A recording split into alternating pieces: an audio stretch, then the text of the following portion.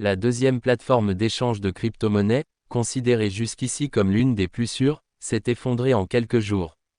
La fortune de son PDG, Sam Bankman-Fried, est passée de 16 milliards de dollars à zéro.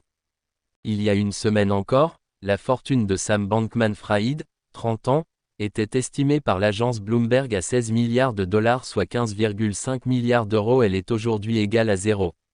Son entreprise FTX, la deuxième plateforme mondiale d'échange de crypto-monnaies, s'est effondrée et s'est déclarée en faillite, vendredi 11 novembre auprès d'un tribunal du Delaware, avec quelques 130 filiales, dans ce qui s'annonce comme la plus grande chute dans le monde des crypto-monnaies.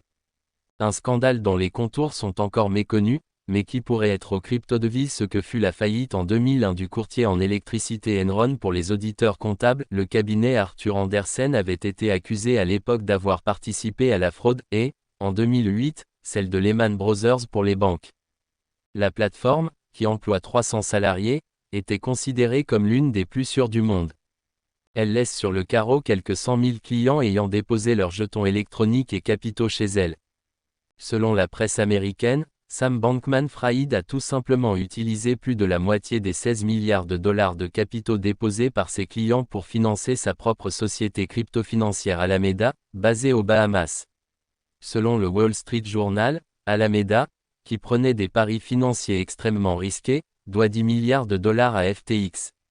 Et au moins 1 milliard de dollars puisés dans les dépôts des clients a disparu, selon Reuters.